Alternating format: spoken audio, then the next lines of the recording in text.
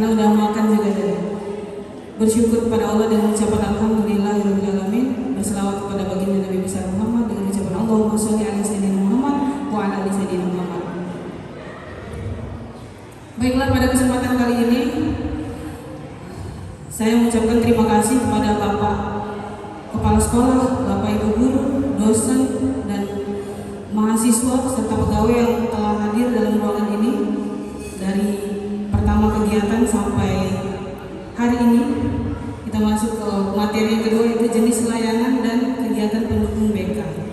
Jadi tadi kita udah kenalan, saya kuliah S1 dan S2 memang jurusan BK Pak. Sedikit pengalaman bekerja, saya sudah pernah mengajar dari TK, SD, SMP, SMA, dan mahasiswa.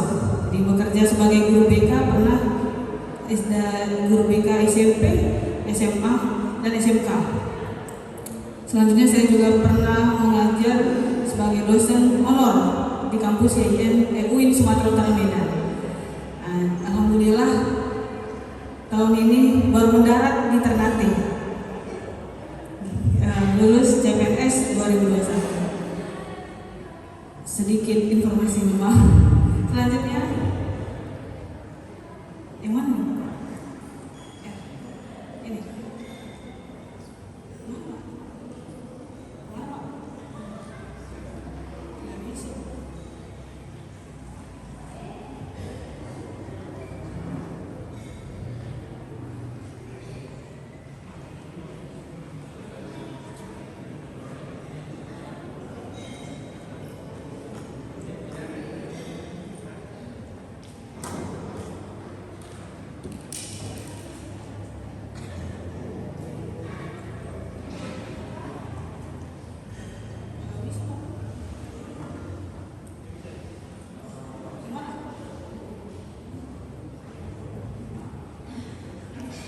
Mungkin satu yang geser, Irwan. Izin Bapak Ibu saya turun ke bawah.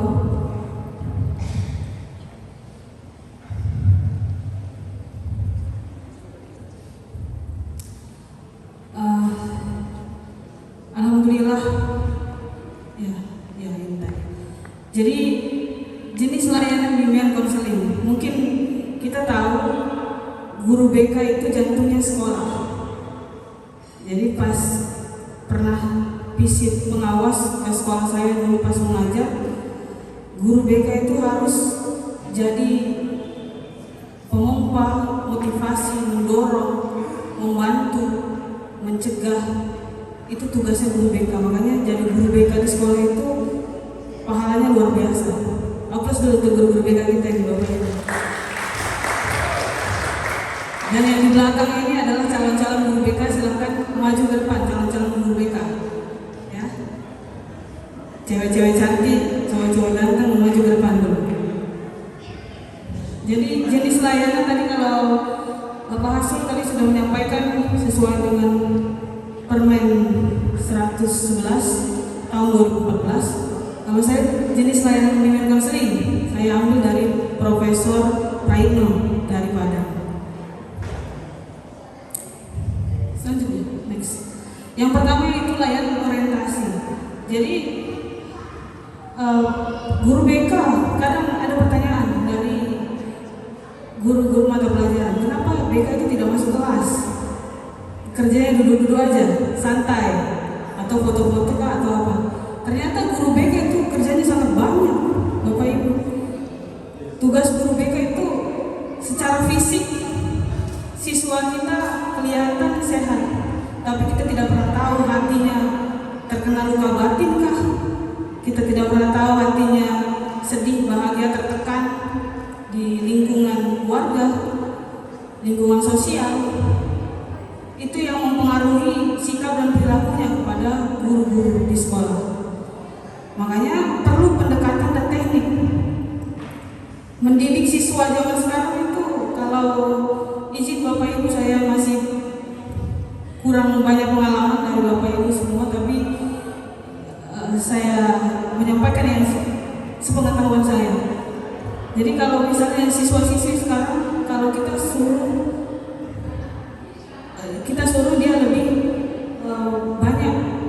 stres, banyak maunya, padahal untuk kebaikan dirinya sendiri.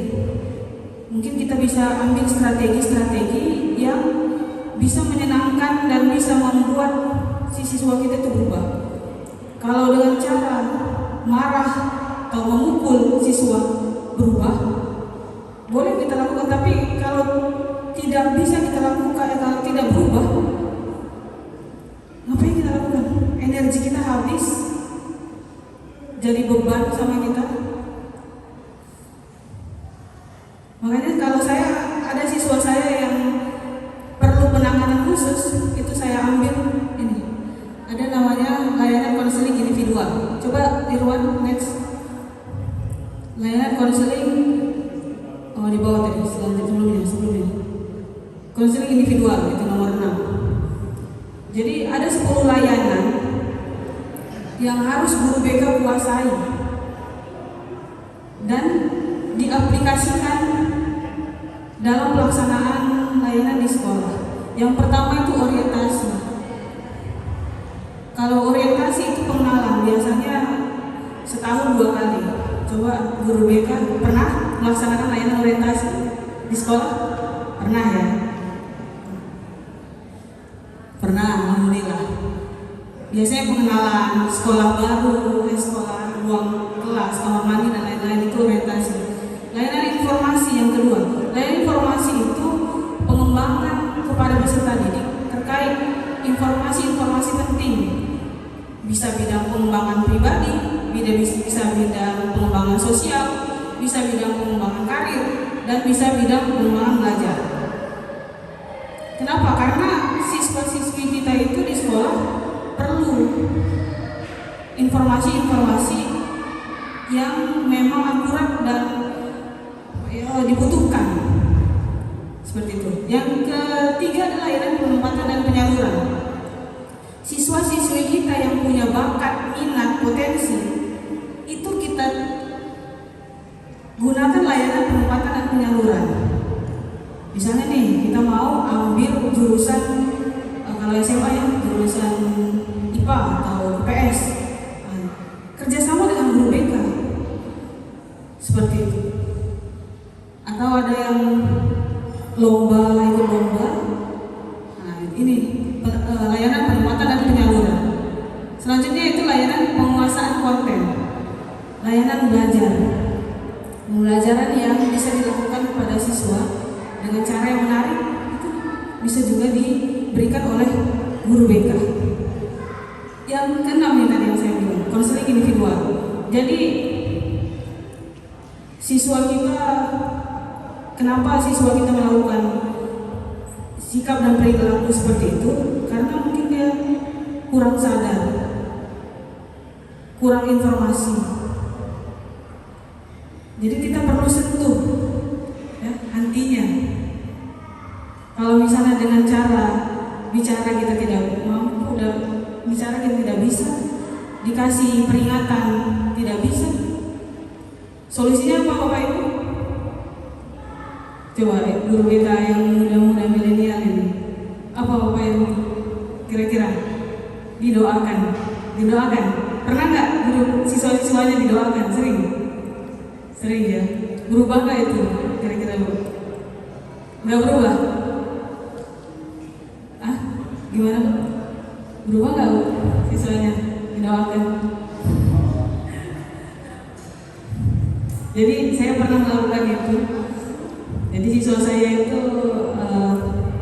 SMP, pas saya jadi guru BK SMP, cukup spesial siswa saya, karena memang kalau di Medan itu pengalaman saya pas di Medan jadi guru BK, biasanya suka menjawab. Kita bilang 1, dia bilang 10, ya Bu, biasanya seperti itu kadang siswa-siswa ini. Nah, jadi saya kasih pendekatan, udah tidak tahu lagi cara, kita doakan sama-sama di depan dia. Jadi bisa sendiri lebih bagus kalau misalnya melakukan konseling individual. Makanya di sekolah itu harus ada ruang BK. Tapi saya percaya setiap sekolah di sini pasti ada ruang BK-nya. Jadi setiap ada masalah nanti bisa diselesaikan dulu berkaitan kepada yang bermasalah, misalnya wali kelas wali kelas ataupun guru mata pelajaran itu menyelesaikan masalah siswa yang memang berhadapan dia dengan si siswa itu langsung. Biasanya seperti itu. Misalnya nih, saya guru mata pelajaran matematika, saya punya siswa bermasalah, misalnya tidak datang ke atau apa, kita panggil dulu nih, kita sebagai guru matematika kita panggil dulu, tanya dulu. Kalau misalnya memang perlu penanganan, kita bisa kasih ke ruang BK bersama dengan kita. Jangan, kadang ada guru mata pelajaran itu melepas tangan udah masuk ruang BK saja. Padahal itu tadi, informasi itu kan perlu kita dapatkan juga. Makanya harus kerjasama guru BK dan guru mata pelajaran atau stakeholder yang ada di sekolah. Seperti itu. Selanjutnya ada layanan konseling kelompok. Kalau konseling kelompok biasanya masalah-masalah pribadi tapi dibahas secara kelompok. Seperti itu. Jadi kalau konseling kelompok itu ada janji ikrar konseling. Jadi tidak boleh disampaikan ke manapun. Nah, jadi bukan konseling itu bukan cuma curhat-curhat saja, tapi ada kepuasan konseling. Jadi setelah proses konseling individual ataupun konseling kelompok ada namanya kepuasan konseling. Bapak Ibu mungkin sudah buat seperti itu, tapi saya mau menyampaikan kembali ada kepuasan konseling. Jadi itu bentuk evaluasi konselor. Apakah konselor ini sudah membuat kliennya nyaman atau siswanya nyaman? Jadi di situ nanti ada pertanyaan yang mau dijawab oleh konseling. Penerimaan konselor atau guru BK menyenangkankah atau tidak? Nanti bisa saya kasih tahu dari depan. Terus juga ada namanya lepas komitmen perubahan perilaku. Biasanya setiap sekolah atau guru BK itu punya seni sendiri buat perjanjian kasus. Kalau di sini apa namanya Bapak Ibu? Kalau ada masalah, ya siswa ada kan lembar komitmen perjanjian, pernyataan, ya boleh biar bisa seperti itu. Tergantung seninya guru BK itu sendiri. Tapi nanti bisa saya sampaikan juga yang saya buat namanya komitmen perubahan perilaku. Jadi di situ si siswa menyatakan apa yang mau dia lakukan setelah proses konseling, dan itu ditandatangani oleh dia. Jadi seperti perjanjian pada diri untuk berubah perilakunya. Seperti itu. Selanjutnya ada layanan bimbingan kelompok ya. Layanan bimbingan kelompok itu layanan yang memberikan siswa-siswa untuk menyampaikan informasi ataupun mengasah kemampuan siswa kita dalam komunikasi dalam kelompok. Jadi layanan bimbingan kelompok ini mengaktifkan siswa-siswa dalam komunikasi, dalam menyampaikan informasi, dan ada topik tugas dan topik bebas. Jadi bagaimana siswa itu bisa menyampaikan informasi secara tepat, berani, terbuka, terus dinamika kelompok di situ yang dilihat dalam konseling kelompok dan bimbingan kelompok. Jadi ada interaksi, karena perlu kita lakukan seperti itu untuk melihat siswa-siswa kita ini apakah memang perlu pelayanan khusus seperti itu. Kalau misalnya memang sudah diberikan, dia berubah, alhamdulillah. Selanjutnya ada layanan konsultasi. Layanan konsultasi itu nanti biasanya guru BK dengan wali kelas itu konsultasi kendala masalah si siswa ini, bisa nanti dihadirkan juga si siswa atau orang tuanya di dalam ruang BK biasanya. Terus ada layanan mediasi. Layanan mediasi ini adalah layanan untuk ada terjadi perselisihan, ini ditangani oleh moderatornya guru BK. Seperti itu. Pernah Ibu guru BK membuat layanan mediasi di sekolah? Sering ya, banyak perselisihan berarti. Layanan yang terakhir ini ya, layanan advokasi. Kalau yang layanan advokasi, ibu-ibu guru BK sudah pernah layanan advokasi? Apa itu? Hah? Pendampingan? Ya Pak. Layanan advokasi itu memberikan hak kepada siswa, mungkin pendampingan juga yang memang dibutuhkan oleh si siswa kita biar lebih berkembang ataupun permasalahan yang mau dientaskan seperti itu. Inilah layanan-layanan yang harus kita kuasai karena memang sebagai guru BK, ini mahasiswa BK selalu saya bilang konseling itu skill, jadi harus terus latihan, terus belajar. Selanjutnya kita mau yel-yel dulu. Yel-yel. Jadi yel-yel guru BK itu ada ya Bapak Ibu mungkin sudah pernah tahu. Kalau saya bilang guru BK, jawabnya di sekolah mantap, di luar sekolah sigap, di mana-mana siap. Gimana prakteknya? Coba Haryani, mari di sini ke depan. Stand up here. Ini mahasiswa saya terbaik ini Bapak Ibu. Aplaus dulu Bapak Ibu. Mana tahu nanti bisa jadi guru BK di sekolah Bapak Ibu.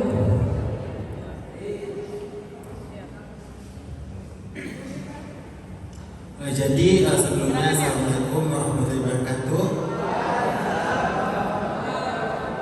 Jadi di sini orang semua yel-yel guru BK. Jadi kalau saya bilang guru BK di sekolah mantap, di luar sekolah siap, di mana-mana siap.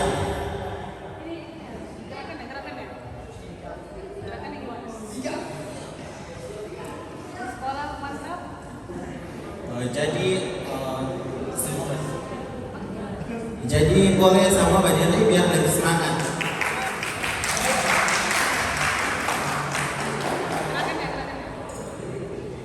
Guru BK di sekolah mantap, di luar sekolah siaga, mana-mana siap. Satu kali lagi.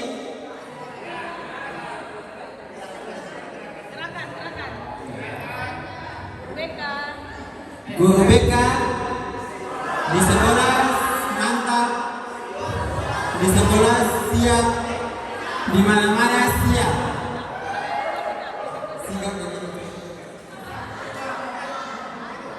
Siap ya, mantap, siaga, siap. Mantap, siaga, siap. Siap. Mantap, siaga, siap. Siaga.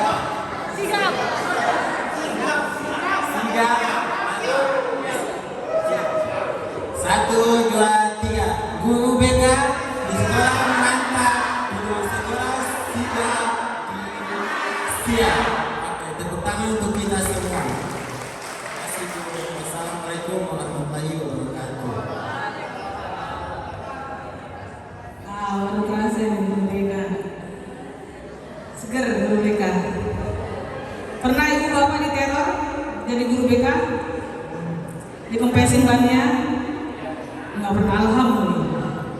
Kalau guru saya pernah seperti itu. Syukur, berarti. Oh pernah. Next. Ini terakhir kegiatan pendukung BK. Jadi layanan-layanan yang kita berikan tadi, kita perlu data dan informasi yang akurat agar tepat sasaran. Ini bisa membaca saya agak kelihatan. Nah ini tadi ya, data dan keterangan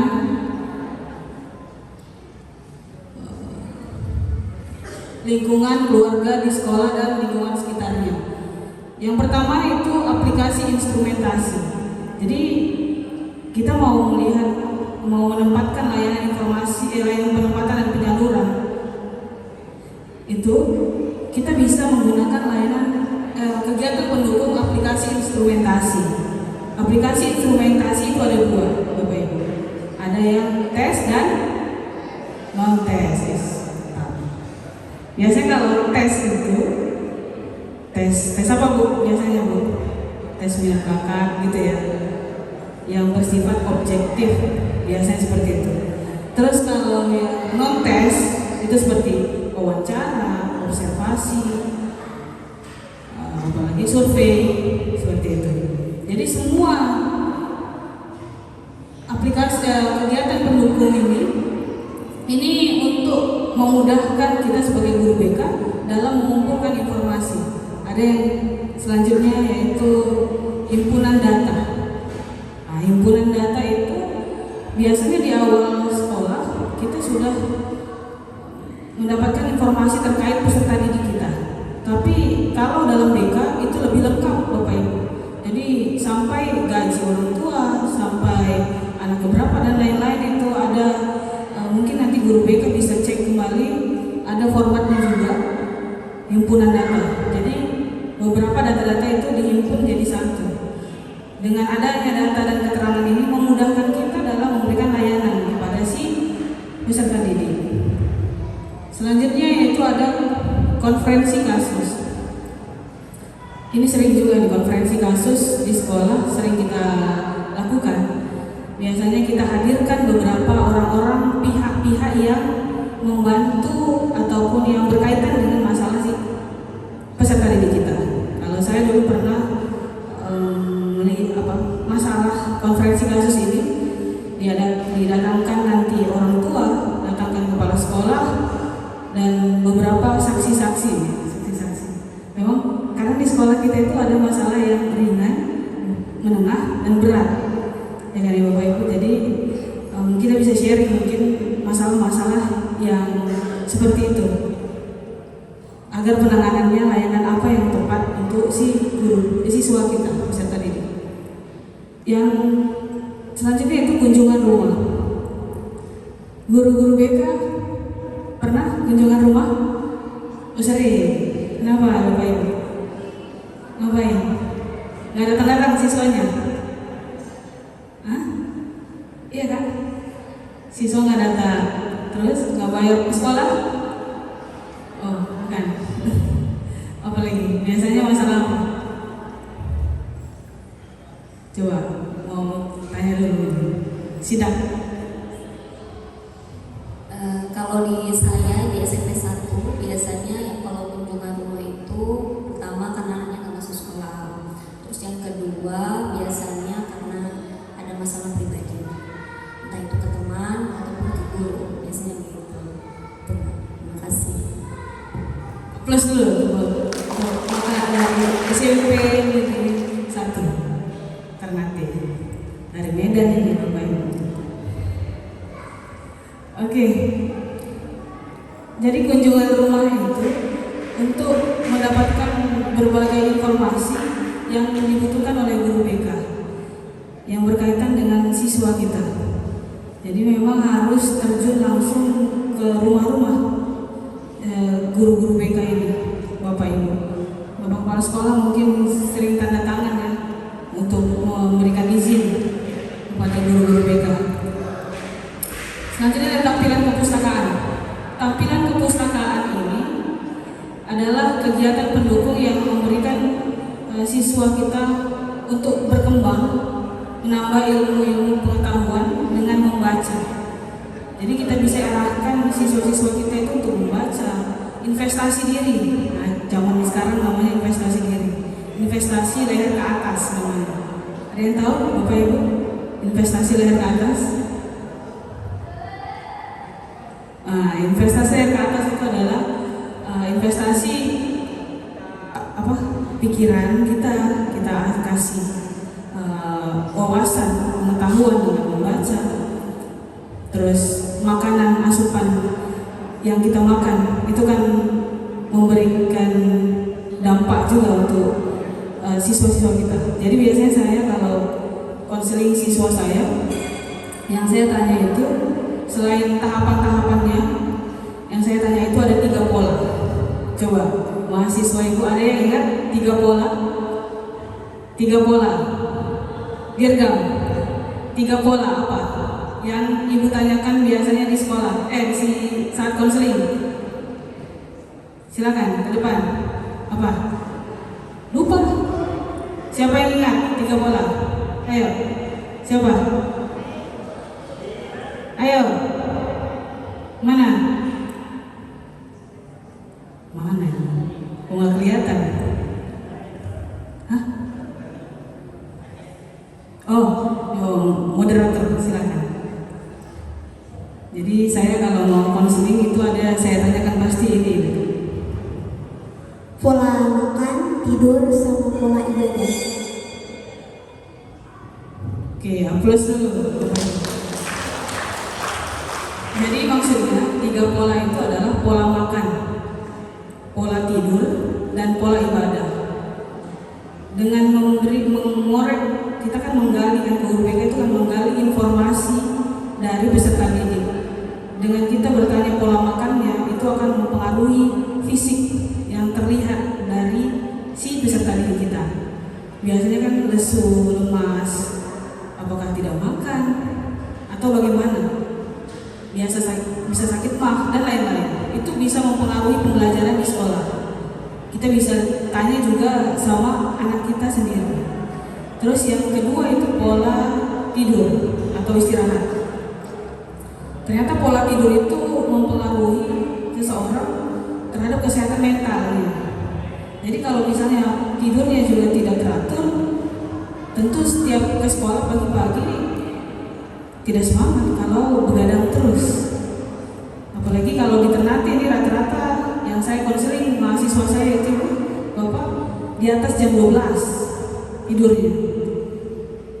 Nah, jadi perlu dilatih terapi diri untuk jangan begadang, karena kita harus mencintai diri kita, self love. Menjaga pola itu, pola makan, pola tidur, dan pola ibadah. Pola ibadah, kita cek apakah siswa kita sudah melaksanakan sholat. Agama apa? Islam. Ya, Dirgam. Nah, agamanya Islam. Terus sudah sholat? Belum. Nah, itu pertanyakan. Makanya kenapa jadi resah, gelisah, dan gegana ya, galau, gelisah, merana. Nah, itu seperti itu ya, Bapak Ibu. Jadi 3 pola itu merangkum kesehatan fisik dan mental kita. Ada kemarin klien saya terlihat dia bahagia dari fisik di luar, yang kita nampak kan kelihatan dari luar saja. Ternyata dia punya mental itu terpuruk, sakit, sampai sekarang diarahkan ke rumah sakit jiwa di Sofifi. Dia sampai menyakiti dirinya sendiri. Kenapa? Karena mungkin 3 pola itu ataupun ada tekanan mendapat emosi yang belum tuntas, belum selesai. Makanya kenapa seperti itu? Karena tidak sadar. Tugas guru BK menyadarkan itu. Halo, bangun. Nah, gitu. Yang kamu lakukan ini apa? Tadi kan sudah dibilang sama Bapak Hasrul juga tadi. Irasional. Makanya peserta didik kita harus berpikir rasional. Berpikir apa yang dia dapatkan hari ini, itu yang akan dia terima. Seperti menanam padi atau menanam lah ya Ibu Bapak. Nanti akan ada hasilnya. Kalau kita menanam kebaikan, tentu akan ada hasilnya. Selanjutnya yaitu alih tangan kasus. Alih tangan kasus, kalau misalnya memang siswa kita di sekolah sakit secara fisik, jangan kita paksakan guru BK mengobati mentalnya. Jadi kita perlu arahkan ke dokter, puskesmas, atau kalau ada UKS di sekolah, kita arahkan ke UKS. Kalau memang ada masalah yang berkaitan dengan kriminal, pernah juga di sekolah yang saya kemarin itu pernah kriminal, jadi diarahkan ke kantor polisi. Seperti itu termasuk alih tangan kasus. Oh, mungkin sudah coba deh. Udah. Mungkin itu saja yang bisa saya sampaikan Bapak Ibu. Jadi layanan dan jenis-jenis layanan dan kegiatan pendukung ini merupakan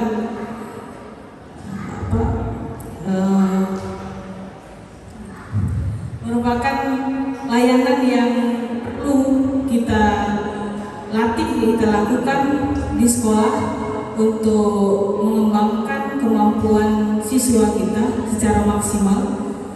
Bukan hanya yang punya masalah, tapi memang semua siswa kita harus perhatikan dengan teknik dan seni kita agar dia bisa berubah. Mungkin itu saja, kurang lebihnya saya mohon maaf. Assalamualaikum warahmatullahi wabarakatuh. Assalamualaikum warahmatullahi wabarakatuh.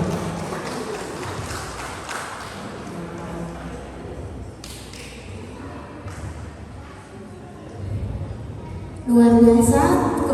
Berikan tepuk tangan sekali lagi untuk materi kedua kita, Ibu Tia Hayati.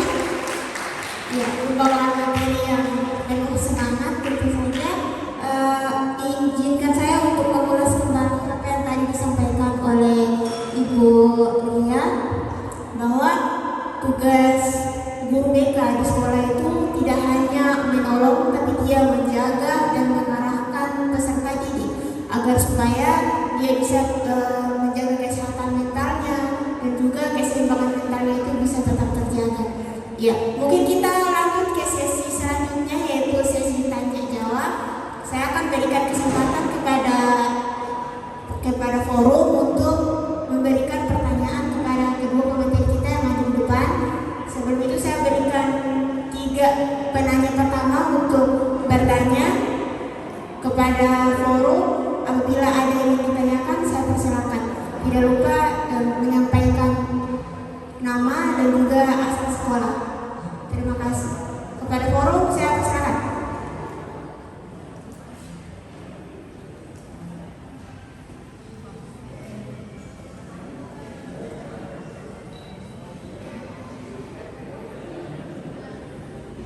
Ya, silakan Ibu.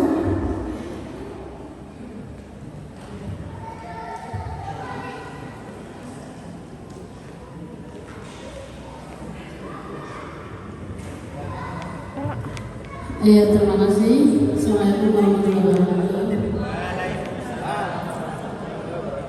Perkenalkan, saya Sarina Suara dari Sekolah Pembangunan.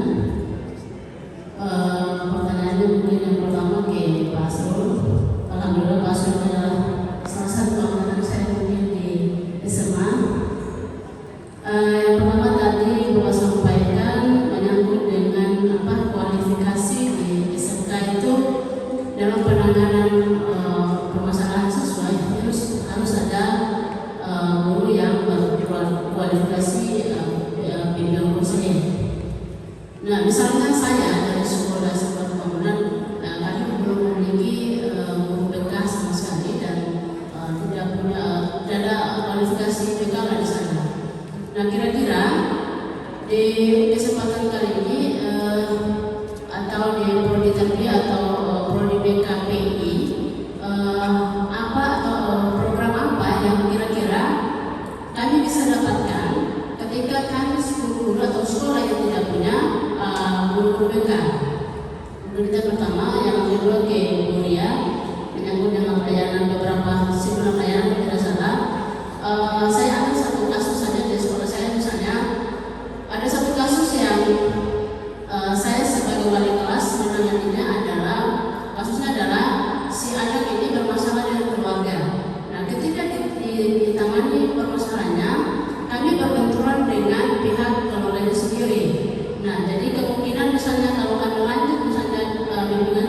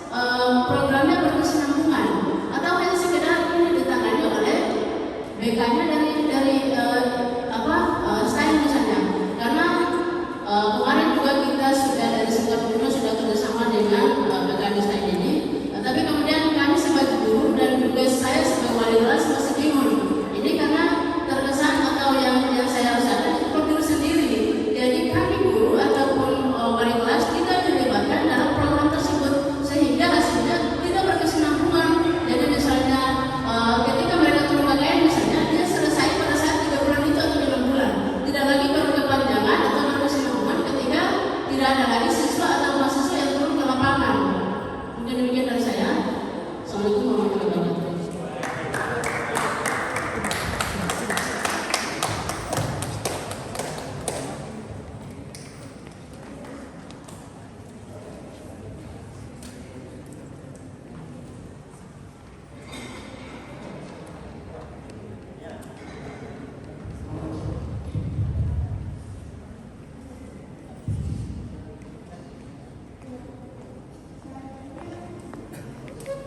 Selanjutnya mungkin pertanyaan berikutnya kepada Bapak Prenimu, bila ingin memberikan pertanyaan, saya silakan.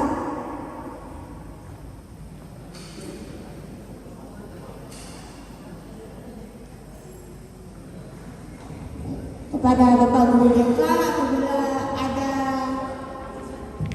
mahasiswa yang ingin bertanya, silakan.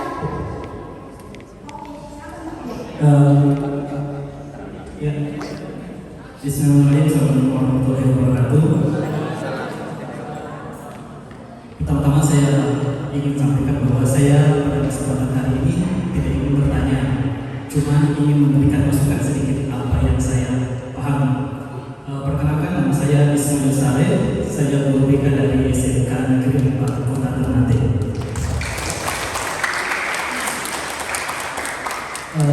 Terkait dari pemaparan dari Bapak Dr. Hasrul dan Ibu Dia, materi yang dibawakan oleh Bapak Dr. Hasrul itu berkaitan dengan Permen 111 yang pada diaplikasikan di sekolah itu masuk dalam kurikulum 13. Sedangkan Ibu Ria, materi tadi terkait dengan pola 17+ itu masuk dalam kurikulum KTSP.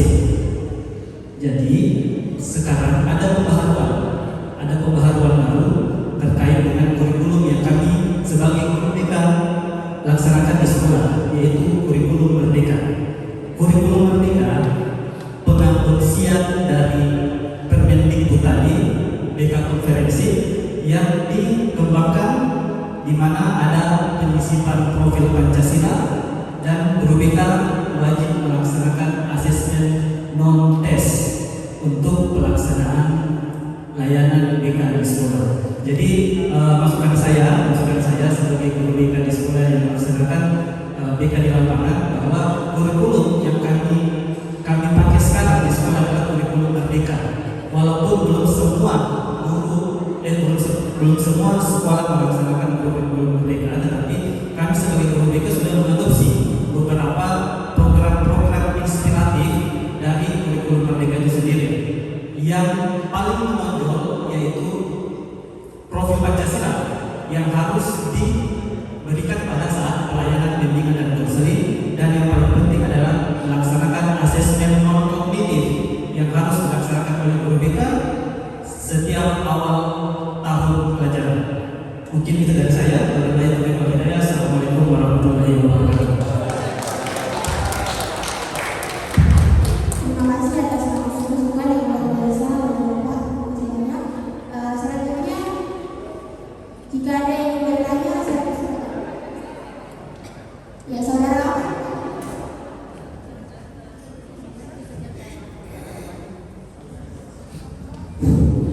Sebelumnya, Assalamualaikum warahmatullahi wabarakatuh. Perkenalkan, nama saya Muhammad Aliman. Saya dari Fakultas Teologi dan Ilmu Pengetahuan. Saya prodi sekarang adalah dengan Konseling Pendidikan Islam. Nah, tadi saya sudah sempat mendengar bahwa Ibu Ria mengatakan kita harus menjaga 3 pola ini. Kita sebagai mahasiswa untuk mempelajari teknik dan pendekatan konseling untuk menyelesaikan masalah klien. Nah, kenapa kita sebagai konselor harus menjaga 3 pola hidup sendiri? Pertama adalah pola makan, pola tidur, dan pola ibadah. Nah, ini mungkin sangat fungsinya sangat baik untuk kita sendiri. Mungkin itu saja. Saya kembalikan.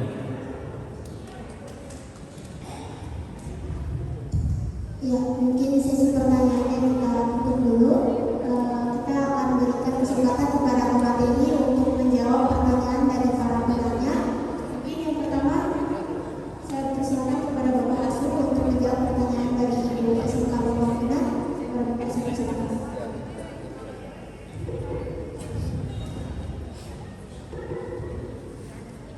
Ya, barangkali saya langsung saja. Terima kasih Bu, terima kasih moderator, dan terima kasih Bu Sarina sudah menyampaikan pertanyaannya. Memang ini terkait dengan bagaimana jika belum ada guru BK yang berkualifikasi S1 BK di sekolah. Kira-kira apa yang dilakukan ya oleh misalnya di program studi Bimbingan dan Konseling Islam di IAIN. Nah, untuk Bu Sarina, bahwa sebagaimana yang saya sampaikan tadi, memang itu adalah amanat ya. Jadi amanat pemerintah yang tertuang di dalam peraturan menteri, yang itu memang diharuskan kepada seluruh warga negara Indonesia, terutama dalam konteks pendidikan, itu memang harus ada guru yang memiliki latar belakang, jadi amanat. Nah, terkait dengan kondisi sekolah yang belum ada, yang memang itu tidak menjadi persoalan, ya, tidak menjadi persoalan. Tetapi yang harus dilakukan adalah yang pertama, mengikuti kegiatan misalnya seminar, ya, workshop, ya, kemudian pelatihan yang terkait dengan pelaksanaan layanan bimbingan dan konseling. Nah, di Maluku Utara sendiri salah satu asosiasi bernama Asosiasi Bimbingan dan Konseling Maluku Utara. Di situ ada juga sekarang ada ketuanya Pak Haji Asaidi sebagai ketua, kebetulan saya juga sebagai wakil, dan Pak Ismail tadi sebagai sekretaris. Nah, kemarin sudah dibentuk kepengurusannya, tetapi berakhir di 2022 ini. Nah, kalau misalnya untuk menangani persoalan yang ada di sekolah seperti itu, barangkali APKIN sebagai lembaga atau organisasi asosiasi itu sebenarnya harus menjembatani itu, ya, dalam hal melakukan seminar, ya, kemudian melakukan pelatihan dan lain sebagainya. Nah, saya juga barangkali kalau misalnya di sekolah meminta misalnya saya untuk melakukan kegiatan seminar atau misalnya workshop atau pelatihan, saya bersedia kaitannya dengan layanan atau teknik-teknik konseling, misalnya pendekatan konseling. Nah, barangkali itu juga nanti akan menjadi tambahan, ya, keilmuan tentang layanan bimbingan dan konseling. Jadi memang itu harus kalau misalnya dari sisi aturan.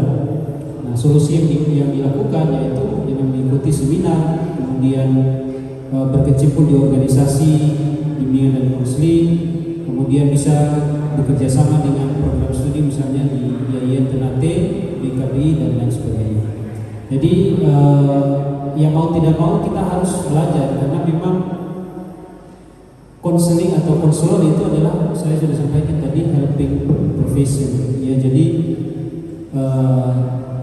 bantuan yang bersifat profesional, sama juga dengan dokter.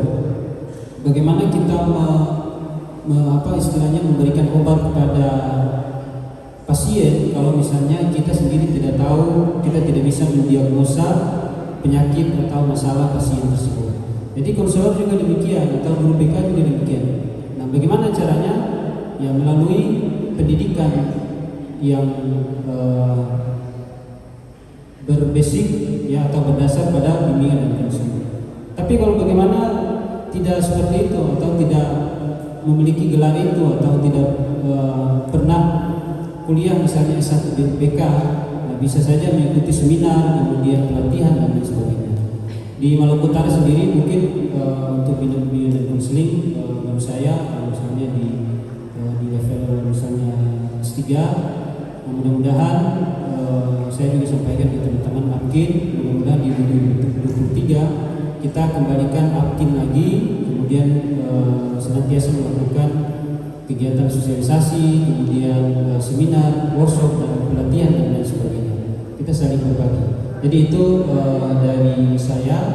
Jadi utamanya harus pada organisasi profesi, ya, yaitu APKIN. Kalaupun di kampus barangkali baru di IAIN Ternate dan kampus swasta ASIDI. Nah, kemudian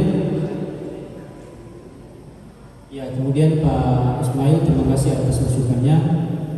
Terkait dengan kegiatan ini, saya juga kemarin sempat mendapat tawaran untuk menyampaikan materi. Ada dua. Yang pertama adalah implementasi kurikulum layanan BK dalam kurikulum Merdeka, dan satu lagi yang ini yaitu peran layanan BK dalam Permendikbud. Nah, saya melihat begini, karena kita di sini di Maluku Utara, tadi bayangan saya kepala sekolah itu jangan dulu pulang, bayangan saya begitu. Nah, karena dari kurikulum Merdeka itu akarnya ada pada Permendikbud itu, sehingga ini sangat penting untuk disampaikan lebih dulu. Nah, terutama konsep, kemudian program-program, apalagi tadi ada 4 layanan itu yang masuk program BK yang harus dituangkan dalam tahun dan semester. Sebenarnya kurikulum Merdeka ini dia hanya fokus pada sebagaimana disampaikan tadi, profil Pancasila, pelajar Pancasila, yang itu hanya karakter. Tetapi otomatis dalam pelaksanaannya hanya sedikit yang berubah ya dalam implementasi layanan BK. Ini juga saya juga ada mikirnya ini implementasi kurikulum Merdeka itu semua bertumpu pada Permendikbud itu. Tinggal hanya teknis-teknisnya, misalnya tadi saya sama Pak Ramdudin juga sempat berbincang-bincang. Sekarang teman-teman BK itu mengalami kendala ketika ada penggabungan ya, penggabungan kelompok. Nah, ini yang agak teman-teman di BK itu masih bingung bagaimana dalam kegiatan itu. Nah, mudah-mudahan karena kurikulum ini baru diimplementasi, teman-teman, saya juga sering komunikasi dengan teman-teman di Jawa. Ada sebagian besar di Pulau Jawa juga belum mengimplementasi kurikulum ini karena mereka bingung dengan proses implementasi. Jadi saya kira untuk membenahi ini mungkin pemahaman kita lebih penting dulu terkait dengan bagaimana sih peran BK yang ada di sekolah dari sisi Permendikbud itu. Nah, sehingga saya memutuskan ya sudah saya sampaikan ini dulu yang terkait dengan peran layanan BK. Tetapi memang betul bahwa sekarang itu adalah program layanan lebih mengarah pada kurikulum Merdeka. Nah, di perguruan tinggi juga demikian ya, sampai pada jenjang pendidikan di dasar maupun pendidikan menengah. Jadi terima kasih Pak Ismail atas masukannya. Tadi yang terpenting kita itu bagaimana kita menyampaikan pemahaman kita selama ini, terutama teman-teman kepala sekolah, kemudian guru dalam menyikapi layanan bimbingan dan konseling di sekolah. Itu sebenarnya tujuannya. Jadi mudah-mudahan ke depan APKIN kita fungsikan lagi sehingga isu-isu seperti itu, kurikulum Merdeka itu kita harus juga lakukan sosialisasi kepada guru.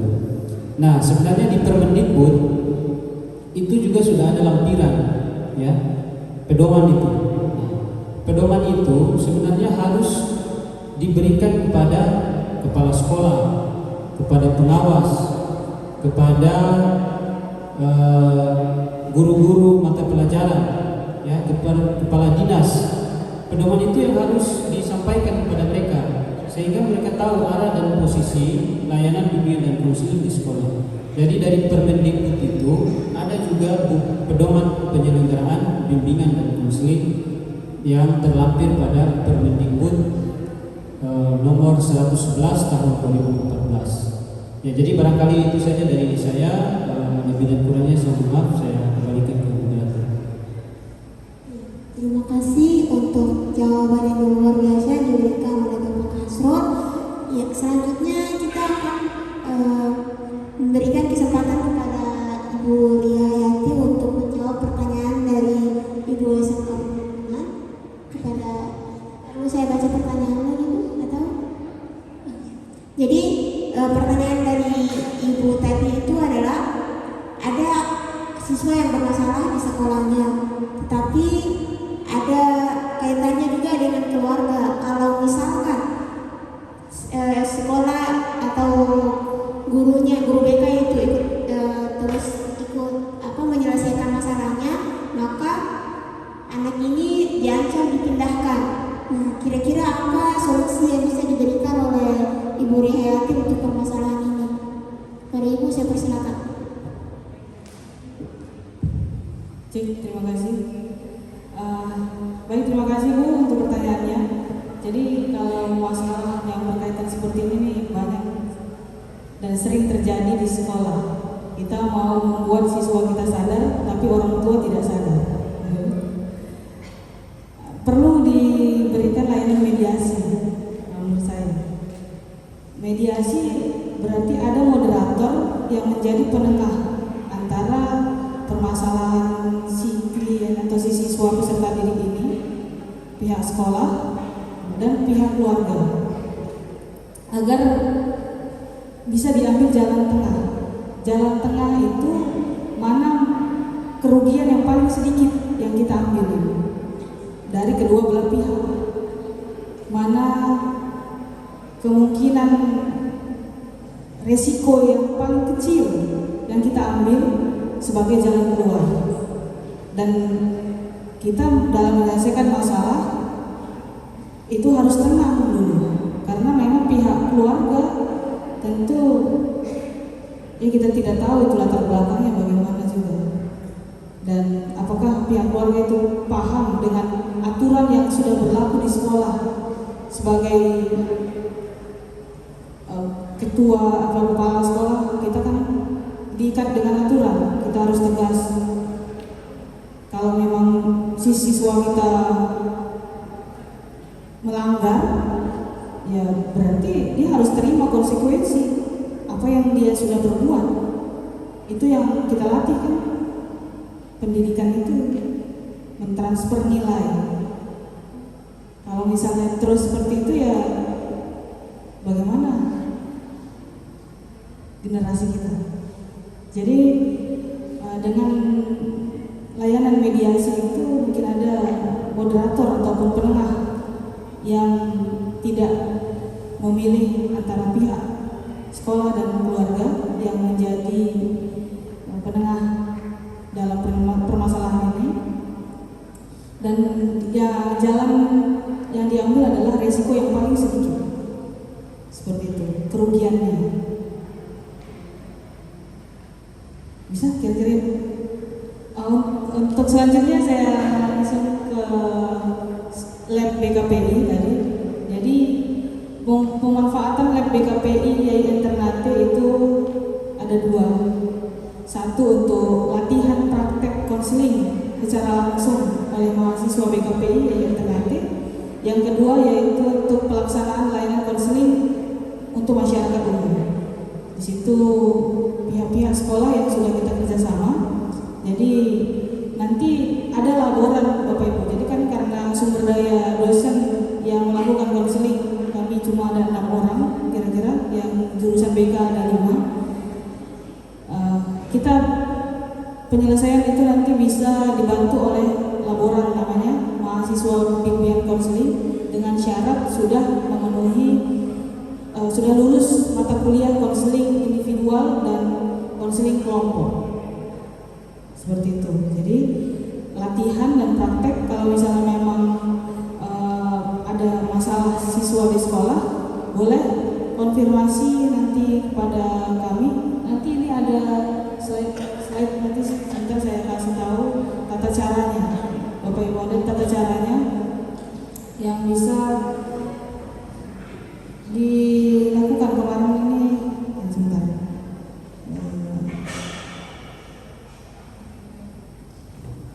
Jadi coba cek tadi. Pertama nanti ada pendaftaran secara online melalui bit.ly/konseling individu 13.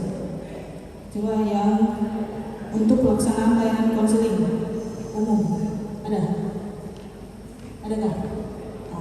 Itu seperti itu Bapak Ibu. Jadi kalau untuk itu teknis SOP yang sudah kita buat, satu latihan praktek konseling untuk mahasiswa, itu yang mahasiswa disebut mana?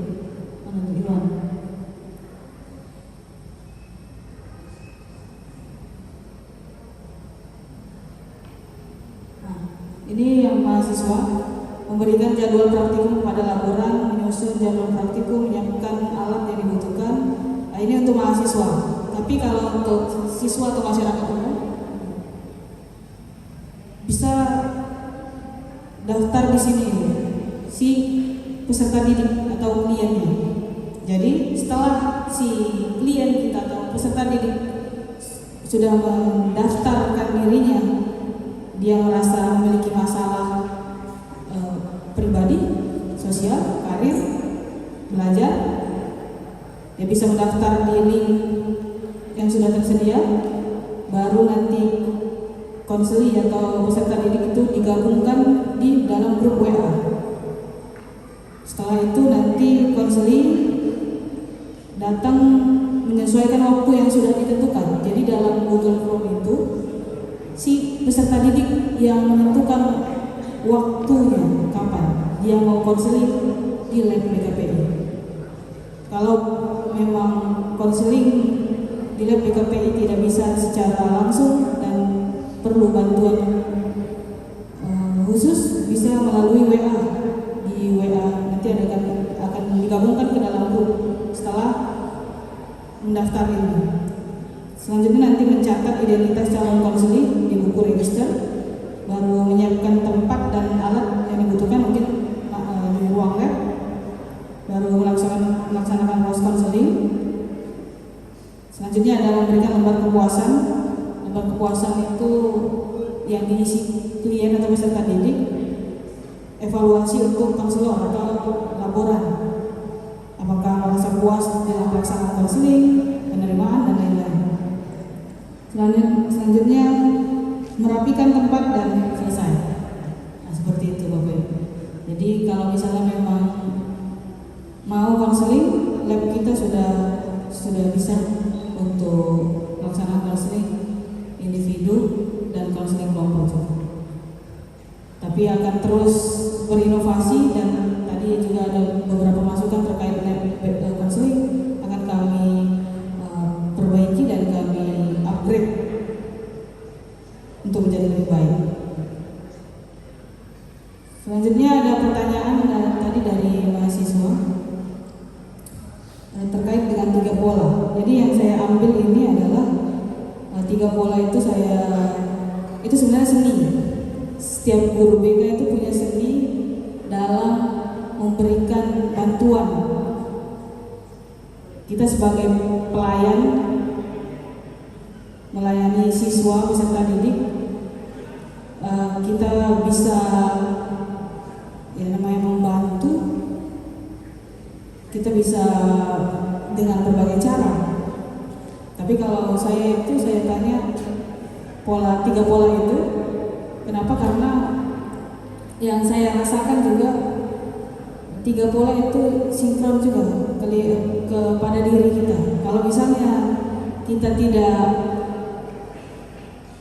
makan, tentu pembelajaran di sekolah tidak semangat, perut keroncongan, belajar tidak efektif. Kalau kita tidak tidur, tentu kita akan ngantuk, tidak konsentrasi dan belajar, menguap dan lain-lain. Kalau kita tidak ibadah, tentu kita tidak tenang dan gelisah. Seperti itu. Jadi sebagai guru BK sudah bisa self driving, mengontrol, mengendalikan, mengemudi dirinya sendiri, biar kebanyakan kita tuh bisa mengemudi jalan, di jalan kita bisa bawa motor, bawa mobil, tapi kita sulit untuk mengendalikan, mengemudi diri kita sendiri. Jadi sebagai guru BK atau calon guru BK, ini buat mahasiswa dari sekarang latihan karena kita sudah belajar, itu kita latih dalam diri kita. Seperti itu. Tapi kalau misalnya kita punya seni masing-masing dalam membantu atau memberikan pelayanan, boleh aja. Atau kalau saya pernah tanya juga, karena sesuatu yang akan sulit dilupakan itu ada 2 hal. Sesuatu yang sangat menyenangkan, yang membuat kita bahagia, dan sesuatu yang sangat menyedihkan. Jadi bisa kita gali si peserta didik itu dengan bertanya sesuatu hal yang pernah membuat kamu sedih, itu apa? Mungkin masalah itu belum selesai dalam dirinya yang menyebabkan dia ada dapat emosi, tekanan-tekanan dari masa keemasan dulu masih kecil yang akan terbawa dan berpengaruh di masa dewasa. Jadi harus ikhlas dulu. Kalau misalnya tidak ikhlas dengan keadaan dan realita, tentu akan sulit untuk melaksanakan kegiatan-kegiatan. Jadi sesuai dengan tahap perkembangannya, siswa-siswa kita yang laki-laki dan perempuan, cara mendidiknya juga kan berbeda kan Bapak Ibu. Jadi ada seninya juga. Jadi jangan memaksakan kalau misalnya memang kita punya siswa. Kalau saya pernah lihat sekarang siswa-siswa kalau dikasih tugas, dia siswa ini minta, ibu tugasnya banyak sekali, ibu bisa ini kah, bisa kurang, bisa ini kah?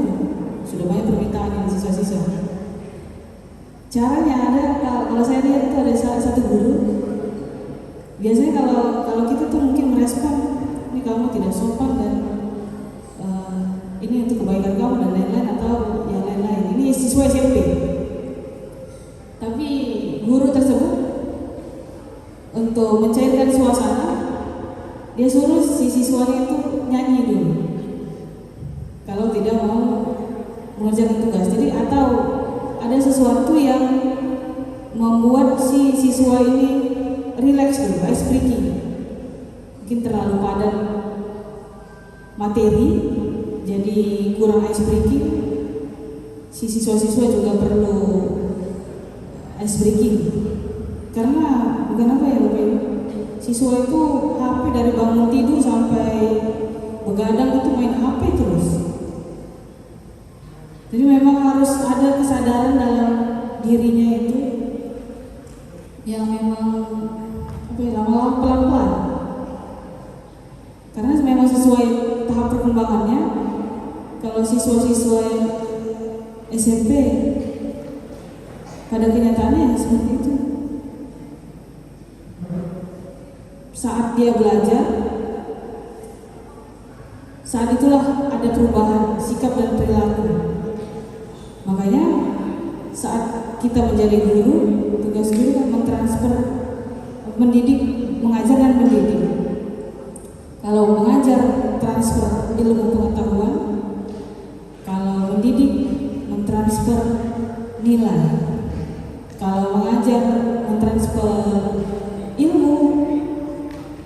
Kalau mendidik, mentransfer nilai. Kalau mengajar, mentransfer ilmu pengetahuan. Kalau mendidik, mentransfer kepribadian. Maksudnya nilai-nilai kebaikan, jujur, sopan, apalagi kerjasama dan lain-lain. Seperti itu ya Bapak Ibu. Jadi sedikit lagi untuk yang disampaikan oleh Bapak SMK Negeri 4 Guru BK ya. Tadi itu sangat menarik sekali karena memang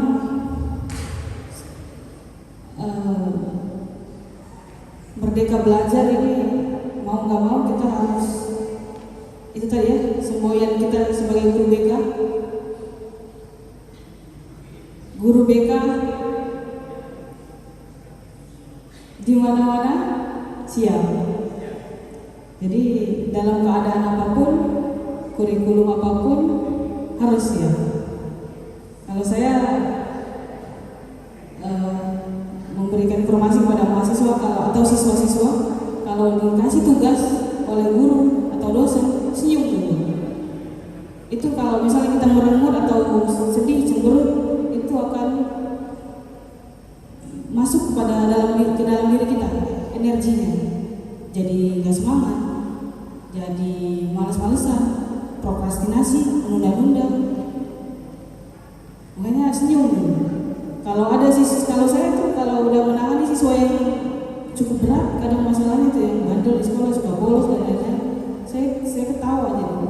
Kenapa? Karena memang pada masa perkembangan seperti itu harus pelan-pelan kita sentuh hatinya. Karena kalau misalnya cuma ngomong terus tapi dia tidak tersentuh, dia tidak akan berubah. Kayak memang telepati dari hati ke hati. Guru BK itu harus punya empati, simpati, empati, dan telepati. Jadi dari hati ke hati ya bahasanya, gitu. Dan selalu saya bilang juga ini, jangan lupa guru BK, hashtagnya guru BK menyenangkan. Senyum. Kalau dulu pas saya kuliah di Padang, kita disuruh latihan senyum simetris antara kanan dan kiri, seimbang. Gitu. Dan itu menular, energi senyum dan bahagia itu menular pada siapapun yang melihat. Sebenarnya hati kita sedih, tapi karena kita latihan senyum, latihan berpikir positif, itu akan menular kepada siapapun yang menerima, termasuk kepada siswa kita. Dan kita tidak sabar mendapatkan respon yang tidak baik. Kenapa? Karena kita berharap diperlakukan baik. Betul atau gimana? Bapak Ibu, betul? Betul? Betul. Kita udah baik, tapi kita dapat imbalan tidak baik, malah disakiti. Marah ya biasanya, normal marah. Tapi itu hanya menghabiskan energi. Itu makanya pentingnya kita self briefing. Kita mengendalikan diri kita. Semua yang di luar diri kita itu bukan kekuasaan kita. Di luar diri kita itu bukan kendali kita. Yang bisa kita kendalikan hanya diri kita sendiri. Jadi respon siapapun di luar diri kita itu hak orang lain. Yang bisa kita kendalikan adalah diri kita sendiri. Jadi kalau perlakuan siswa kita tidak menyenangkan, padahal kita sudah melakukan yang terbaik, jangan marah. Jangan marah Bapak Ibu. Kalau marah berarti memang Bapak atau Ibu itu berharap diperlakukan baik. Tidak semua orang akan memperlakukan kita seperti yang kita lakukan. Seperti itu, makanya kita latihan lagi untuk self briefing, mengendalikan diri, mengontrol diri, mengemudikan diri, biar bisa kita turunkan ego ataupun lebih tenang, lebih rileks. Karena memang sebagai guru BK itu masalah-masalah yang kita hadapi kan cukup banyak. Tapi kalau saya sendiri menghadapi masalah itu merupakan terapi untuk diri kita masing-masing. Kenapa? Karena dengan kita membantu orang lain merasa terbantu ataupun senang. Kalau saya sendiri itu merasa senang juga, energinya mengalir. Apalagi di sesi terakhir proses konseling itu kita mendoakan si peserta didik untuk menjadi lebih baik. Jadi di situ pasti ada perubahan dari si siswa kita. Tugas kita hanya menyampaikan yang akan berubah siswa kita. Jangan pernah berharap sesuai dengan keinginan dan harapan kita, tapi kita doakan aja. Insya Allah nanti apa yang kita doakan, apa yang kita pikirkan itu yang akan terjadi. Makanya saat kita berpikir positif, itulah yang akan terjadi, yang positif. Mungkin itu saja yang bisa saya sampaikan. Kurang lebihnya saya mohon maaf. Saya kembalikan kepada moderator.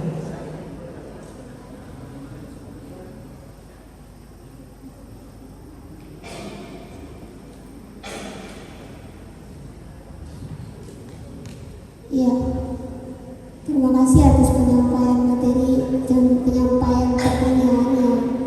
Jawaban dari pertanyaan dari Ibu SMK Pembangunan sekaligus dari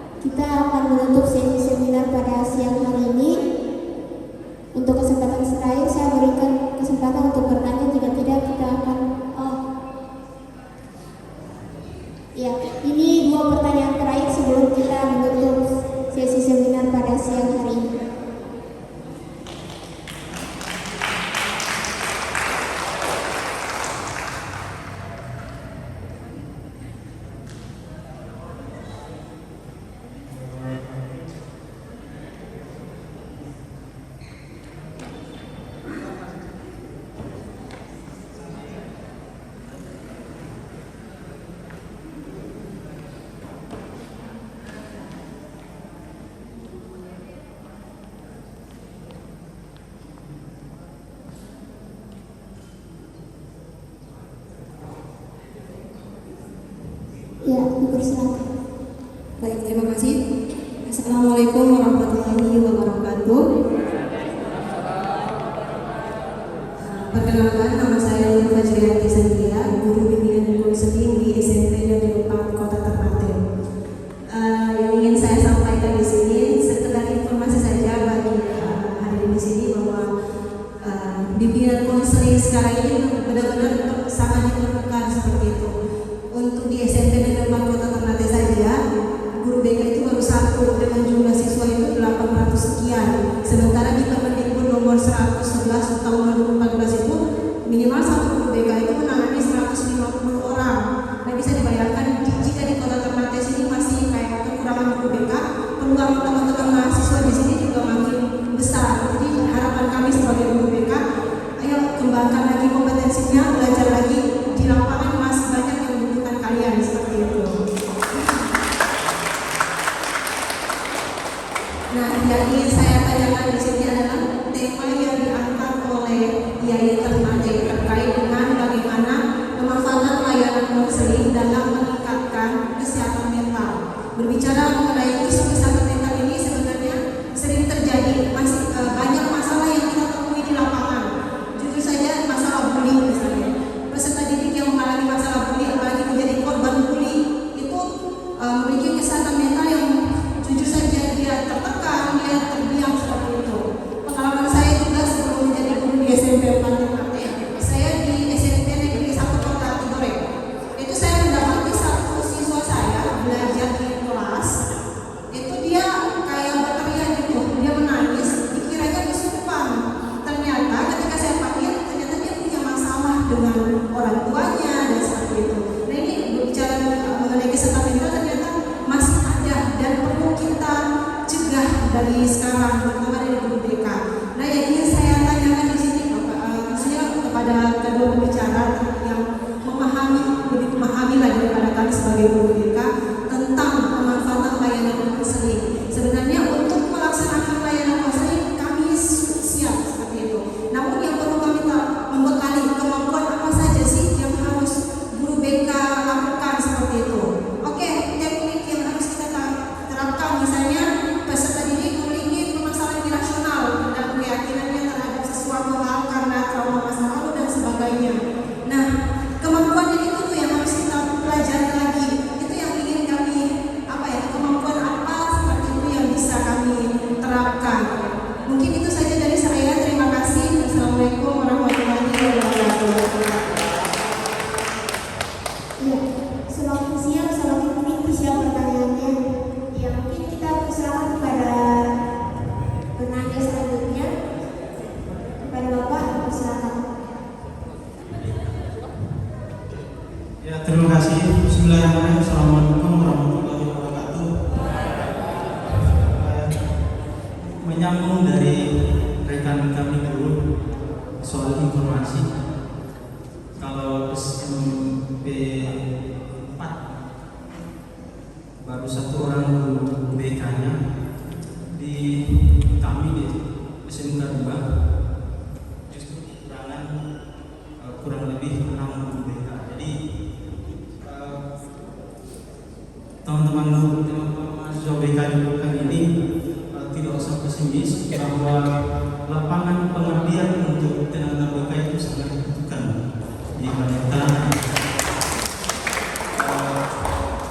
Kami punya siswa kurang lebih 1.300 lebih, dan itu kan membutuhkan guru BK kurang lebih 10 orang. Nah, yang tersedia baru 4 orang, jadi kan masih butuh kurang lebih 6 orang. Semakin hari siswa, semakin tahun siswa bertambah banyak, itu artinya membutuhkan penanganan yang serius. Yang paling sering terjadi adalah tawuran dan korban di samping-samping ini juga paling terjadi. Nah, ini juga yang menjadi problem kita bersama, bahwa pekerjaan pembimbingan itu tidak saja harus dilakukan oleh pihak sekolah, tetapi ya inilah yang ingin saya utarakan. Andaikan ini bisa diinisiasi oleh asosiasi bergandingan tangan dengan perguruan tinggi, membuat suatu kegiatan atau menginisiasi suatu kegiatan yang bisa memetakan kemampuan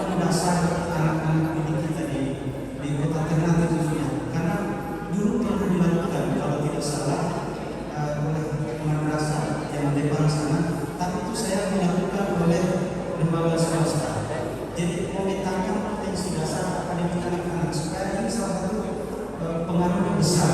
Ketika mereka melanjutkan pendidikannya di sekolah, itu berjalan beberapa waktu, kemudian banyak problem. Saya tidak cocok sekolah di jurusan ini, saya tidak cocok sekolah di jurusan B, saya harus pindah ke sana, saya harus pindah ke sini. Ini artinya karena ada diskorientasi yang terjadi pada calon peserta didik kita. Ini mungkin bisa terjadi karena memang kurangnya bimbingan terhadap anak-anak kita. Karena itu ya kami mengusulkan bisa nggak memungkinkan itu terjadi, ada intervensi secara kelembagaan baik oleh IAIN, terus asosiasi bimbingan guru sendiri bekerja sama dengan pihak pemerintah biar itu jadi kegiatan permanen di dalam pembinaan guru alternatif untuk mendeteksi sejak dini kasus-kasus kayak seperti ini. Itu menguntungkan bagi pihak sekolah biar pekerjaan teman-teman BKS itu berkurang, karena paling tidak ada bimbingan orientasi yang sudah terpenuhi duluan.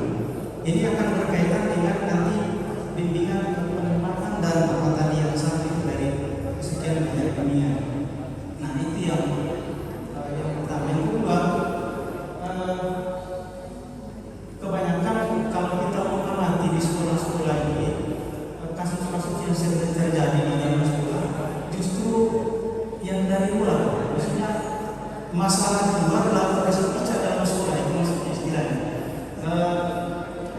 Dan kadang kita mendengar problem bahwa mengapa anak-anak saya maksudnya di rumah itu baik-baik saja, kenapa tiba-tiba justru keluar di sekolah dan di sekolah menjadi dicap sebagai orang yang tidak baik dalam tanda petik. Nah ini juga mungkin perlu kami membutuhkan bantuan dari tenaga konselor untuk bisa mendeteksi apa penyebabnya. Karena memang itu kalau dalam teori psikologi kan ada satu istilah konformitas, perubahan perilaku seseorang karena kelompok. Nah ini mungkin teman-teman dari BK bisa mengidentifikasi gejala seperti ini, kemudian bisa memikirkan bagaimana penyelesaiannya. Terima kasih. Sebelumnya saya ada sebuah nama saya Hasrullah, wakil kesiswaan. Terima kasih.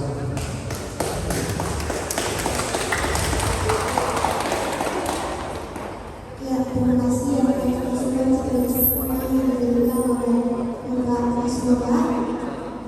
Mungkin kita akan berikan kesempatan kepada Mbak Tini untuk menjawab pertanyaan dari ibu yang pertama tentang apa saja sih kemampuan yang perlu kita pelajari lagi dan lagi untuk mungkin penyelesaian masalah sekolah itu seperti apa.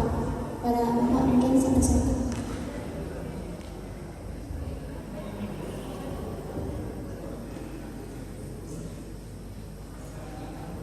Ya, terima kasih atas pertanyaannya dari Ibu Fazriani. Ya, ketika kita mendengarkan cerita Ibu Fazriani tadi, sebagai guru, sebagai pendidik, juga terutama sebagai seorang konselor, ya kita akan merasa cemas ya, karena menghadapi jumlah siswa yang sekian banyak, ya, dengan berbagai macam perbedaan karakteristik, baik kecerdasan, ya, kemudian minat, bakat, sampai pada karakter atau kepribadian. Ya, terkait dengan kira-kira apa yang harus dilakukan ketika tadi berkaitan dengan kesehatan mental ya. Sekarang itu ada di beberapa tema sebenarnya ada beberapa dosen juga itu mengembangkan psikologi well-being ya. Jadi kesejahteraan psikologi. Nah, beberapa penelitian telah dilakukan. Nah, memang kesehatan mental peserta didik ini juga sangat penting ya bagi sebagai seorang siswa. Nah, ketika mereka tidak merasa nyaman, karena kesehatan mental seseorang itu baik ketika mereka merasa nyaman, tidak tertekan secara psikologis, tidak mengalami tekanan dalam bentuk perilaku dan lain sebagainya. Jadi mereka merasa tenang, ya, tidak ada permasalahan apapun. Itu disebut dengan kesehatan psikologis. Nah, bagaimana dengan kasus perundungan misalnya yang terjadi kita selama ini? Nah, saya sampaikan bahwa terkait dengan Permendikbud tadi, ada layanan-layanan yang sudah tertuang di dalam Permendikbud tadi, misalnya layanan dasar. Nah, layanan dasar ini sebenarnya adalah salah satu cara dalam hal upaya preventif. Ya. Jadi kalau layanan dasar itu adalah upaya preventif. Nah, upaya preventif itu pencegahan, sehingga siapa yang dilayani dalam layanan dasar, yaitu seluruh siswa, ya, baik yang memiliki permasalahan maupun tidak memiliki permasalahan. Jadi layanan responsif itu yang harus dilakukan. Nah, ini bisa dilakukan oleh guru dalam bentuk bimbingan kelompok, konseling kelompok, kemudian bimbingan klasikal misalnya, itu dalam kegiatan layanan dasar. Nah, kemudian kalau misalnya bagaimana jika sudah terjadi kasus? Jadi kalau orang mau mencegah, maka orang harus bikin layanan dasar dulu. Bagaimana memberikan layanan dasar? Yaitu memberikan pemahaman. Misalnya kesadaran itu muncul jika seseorang memiliki pengetahuan tentang hal itu, dalam hal bahaya bullying misalnya, ya, dampak bullying terhadap korban dan pelaku misalnya. Ketika siswa tidak memiliki pengetahuan tentang bullying, maka ya secara otomatis dalam tahap perkembangan psikologis mereka akan mencoba-coba. Jadi Ibu, bagaimana kita mencegah itu? Ibu bikin layanan dasar dalam bentuk bimbingan kelompok misalnya, informasi misalnya mengenai dengan bahaya bullying misalnya, apa dampak perilaku bullying dan korban bullying misalnya. Nah, perilaku lain juga misalnya perilaku agresif. Perilaku agresif itu bisa juga dikategorikan verbal dan non verbal. Jadi misalnya orang di Ternate kebiasaan berkata-kata yang tidak pantas misalnya, itu juga bagian dari perilaku agresif verbal. Dalam hal ini juga perundungan juga secara verbal. Nah, bagaimana kita menangani hal itu? Ya, kita bisa melakukan layanan dasar. Kemudian, jadi itu terkait dengan pencegahan, ya, Bu Fajriani. Kemudian bagaimana dengan penanganan? Penanganan tadi layanan responsif itu. Jadi program layanan BK di sekolah yang disebut dengan program layanan responsif itu adalah bagi siswa atau konseling yang mengalami masalah pada saat itu. Jadi misalnya terjadi perundungan, perkelahian, tawuran dan lain sebagainya, itu dilakukan layanan responsif. Jadi layanan responsif itu dilakukan sesegera mungkin yang ketika terjadi permasalahan. Kalau orang mau cegah, ya tadi layanan dasar tadi melalui bimbingan, ya, informasi, penyampaian informasi dan lain sebagainya. Nah, kita selama ini terjadi baru orang kaget, ya, kita kaget, ternyata ada perundungan. Tetapi dalam hal layanan dasar, pencegahan atau preventif itu tidak ada yang tidak pernah kita lakukan. Padahal kesadaran seseorang itu muncul kalau dia mengalami atau dia memiliki pengetahuan tentang hal itu, baik pengetahuan tentang kebaikan maupun pengetahuan tentang keburukan. Jadi upaya yang dilakukan itu mencegah. Nah, kemudian bagaimana dengan kompetensi konselor? Nah, saya kira ini sudah tidak menjadi asing lagi antara guru BK dan guru pada umumnya, bahwa karena kita adalah layanan profesi, maka di situ ada yang namanya kompetensi konselor, ya. Ada kompetensi-kompetensi yang harus dimiliki, diantaranya kompetensi akademik misalnya, kompetensi profesional misalnya. Nah, itu juga kompetensi sosial, itu juga harus seseorang konselor yang baik, ya, dia harus menguasai kompetensi konselornya secara utuh. Dari sisi akademis, ya kalau akademis ya berkaitan dengan keilmuan dan lain sebagainya. Profesional juga, ya, kemudian kompetensi sosial dan lain sebagainya. Nah, terkait dengan bagaimana kita menggunakan teknik-teknik, ya, tergantung permasalahan yang kita temukan di lapangan. Ya, jadi misalnya berlaku bullying. Berlaku bullying biasanya dalam pendekatan konseling behavioristik atau konseling behavioral. Nah, itu biasanya digunakan. Ya, ada juga teman saya kemarin melakukan penelitian konseling behavioral itu dengan konseling solusi, konseling ringkas berfokus solusi. Ya, jadi konseling ringkas berfokus solusi itu juga digunakan untuk menurunkan ya perilaku perundungan itu. Jadi kalau bagaimana kita menggunakan pendekatan konseling itu, ya kita sesuai dengan permasalahan. Caranya bagaimana? Kita lakukan need assessment dulu. Nah, dalam layanan responsif, ketika kita menghadapi siswa yang memiliki permasalahan, kita tidak langsung memberikan konseling, tetapi langkah yang utama itu harus melakukan asesmen kebutuhan, ya, atau need assessment. Nah, setelah itu kemudian kita mulai melakukan misalnya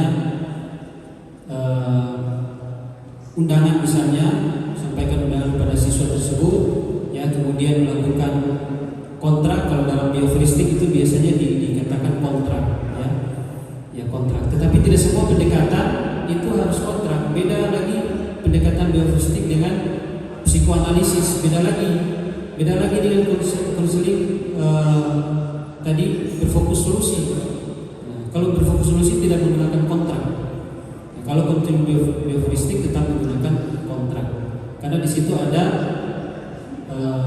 aturan, ya, di situ ada punishment misalnya. Jadi kalau misalnya Anda menggunakan konseling behavioristik, nah itu ada rambu-rambunya. Ya, bagaimana kompetensi yang harus dimiliki bagi seorang yang menggunakan pendekatan behavioristik, ya. Misalnya konseling humanistik misalnya, itu lebih mengutamakan misalnya empati, ya, sikap empati kepada konselor. Nah, itu adalah kompetensi-kompetensi yang harus dimiliki oleh konselor. Jadi kalau secara umum bagaimana memiliki sikap-sikap atau kompetensi yang tadi kita kembali pada kompetensi untuk konselor, yaitu kompetensi profesional, kompetensi akademik, kompetensi sosial, ya, kemudian kompetensi kepribadian. Nah, di situ sudah ada semua rincian mengenai kompetensi-kompetensi yang harus dimiliki. Nah, terkait dengan pendekatan konseling apa yang Anda gunakan, teknik apa yang Anda gunakan, di situ juga sudah ada tugas dan tanggung jawab konselor dalam pendekatan behavioristik misalnya. Itu juga sudah ada tugas dan tanggung jawab konselor dalam pendekatan humanistik, misalnya dalam pendekatan gestalt misalnya, dalam pendekatan rasional emotive behavior therapy misalnya, REBT misalnya. Itu juga sudah ada tugas, ya, yang apa yang harus dilakukan oleh konselor. Jadi sudah ada. Saya sampaikan kemudian terima kasih Pak siapa tadi guru BK di SMK 2 atas masukannya. Mudah-mudahan ini yang ada di sini ini pengurus APKIN semua nih, ya, Pak Haji, Pak Ismail, Pak Jainal, saya, kemudian para Minudin dan ibu-ibu guru yang lain, Ibu Kiki juga sebagai pengurus APKIN. Mudah-mudahan saya sangat rindu ketika kita juga eksen sebagai organisasi profesi, kita juga eksen terutama dalam memberikan pemahaman kepada guru-guru BK yang ada di sekolah. Saya sangat rindu itu. Mudah-mudahan ke depan kita bisa optimalkan organisasi profesi yaitu pembina dan guru sendiri. Kemudian sekarang juga kalau di Maluku Utara ini yang paling penting itu juga pendekatan multikultural. Kalau di Jawa, kemudian di daerah-daerah lain itu sudah lama mereka melakukan itu. Pendekatan multikultural juga sangat penting, baik dari sisi guru BK maupun siswa. Ya. Karena misalnya guru-guru BK yang ada di sini, misalnya saya contohkan Pak Zainal. Pak Zainal dari Sulawesi ya, berhadapan dengan siswa yang dari Ibu misalnya, dari Harsel misalnya, dari Murtai. Pak Zainal punya budaya tersendiri, siswa juga punya budaya tersendiri. Nah, bagaimana Pak Zainal menghadapi siswa-siswa yang beragam multikultural? Nah, ini juga dalam konteks pendekatan multikultural juga sangat penting. Mudah-mudahan ke depan kita bisa melakukan seminar tentang itu. Kemudian sekarang juga kemarin saya sempat menulis satu jurnal terkait dengan konseling religius. Konseling religius juga menjadi salah satu pendekatan juga sebagai cabang dari konseling. Jadi mengenalkan dalam Islam itu biasanya mengenalkan teknik-teknik dalam Islam, misalnya berdoa, kemudian tafakur misalnya, dan lain sebagainya. Jadi sebenarnya banyak sekali Bapak Ibu teknik-teknik konseling. Sebenarnya nasihat itu juga masuk dalam salah satu teknik konseling, namanya advice. Ya. Advice itu juga digunakan dalam teknik konseling. Tetapi tidak semua kegiatan konseling itu